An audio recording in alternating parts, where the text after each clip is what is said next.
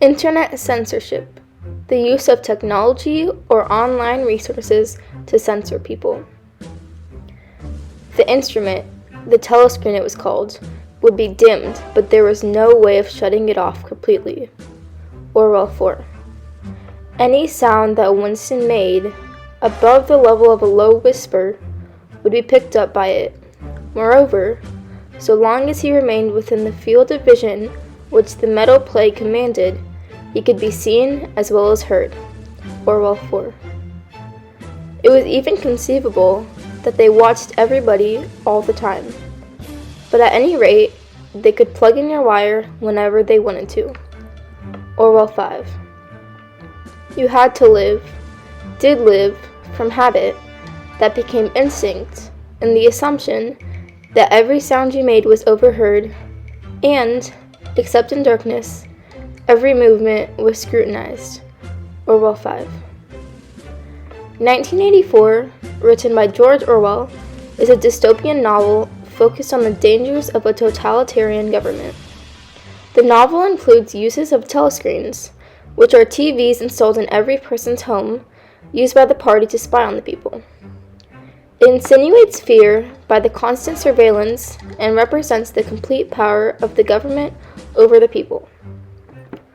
Although the lack of privacy from the watching telescreen seems unrealistic, Iran's internet censorship poses as a dispute to this thought.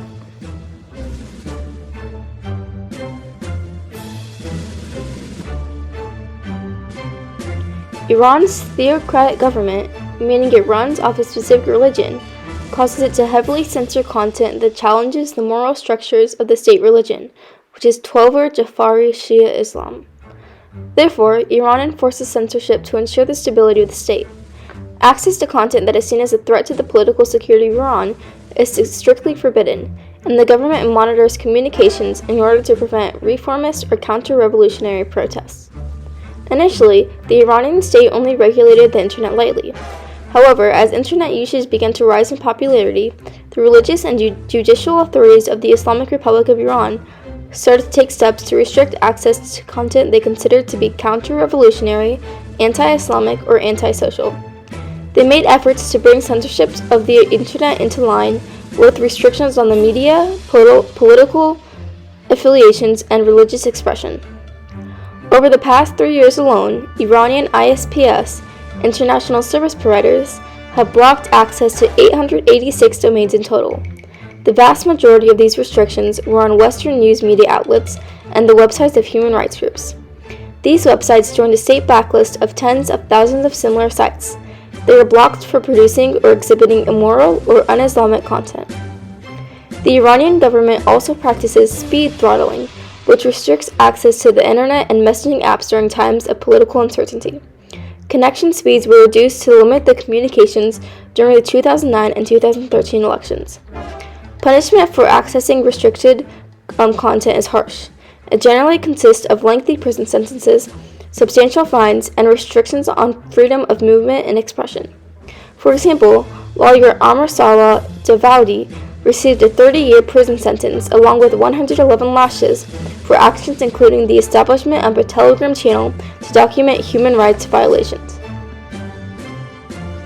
An internet shutdown happens when an institution, usually government, intentionally disrupts the internet or electronic communications, rendering them inaccessible or effectively unusable for a specific population or within a specific region.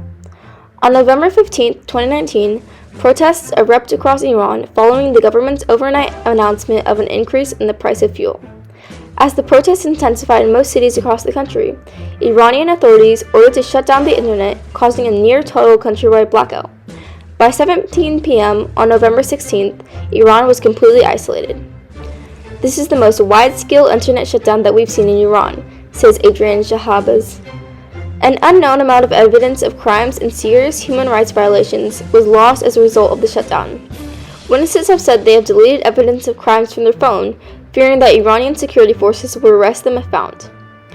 November 16th was the bloodiest day known for the protesters, with at least 100 unarmed protests and bystanders, including children, killed.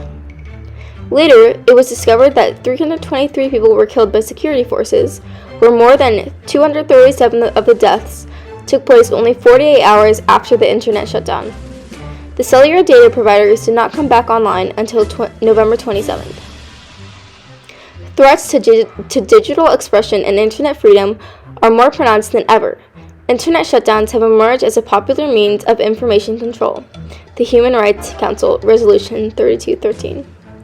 Iran's use of an internet shutdown to prevent out-of-country communications and hide their true extent of human rights correlates with the party's distaste with objecting citizens and their isolation from other countries.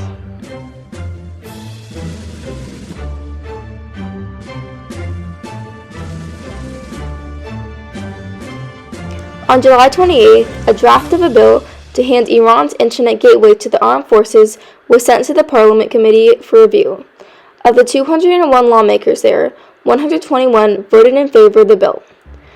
It's called the Cyberspace Users' Right Protection and Regulation of Key Online Services, widely referred to as the Protection Bill, or in Persia is Tarhi Sinat.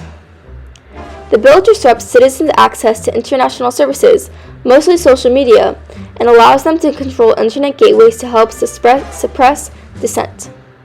It would introduce a system that would rank citizens based off their age and profession and provide them with different levels of access to the internet.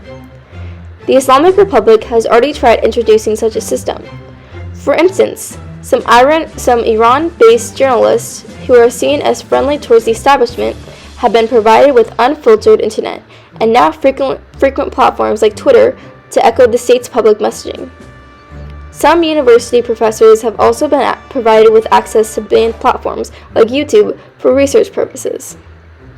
Institutions directly involved with the bill are Research Institute of Islamic Culture and Art, Research Institute of Islamic Culture and Thought, Center for Deep Strategic Studies, Institute for Research and Explanation of the Discourse of Islamic Revolution, and some officials directly behind this are Abbas Moradi, Sina Kalor, Masoud Fayazi, and Ruholland Momin.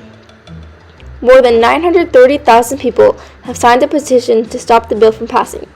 Iranian social media has also been filled with protests against it, with hashtags like No to the Protection Bill in Persia trending since July 28th. This bill is simply another weapon that the Iranian authorities will wield against the people of Iran, blocking internet access during the protests and other events when safe access to information and communication is vital. By furiously working to prevent Iranians from communicating with one another and engaging with the outside world through the internet, the authorities are showing themselves to be terrified of their own people.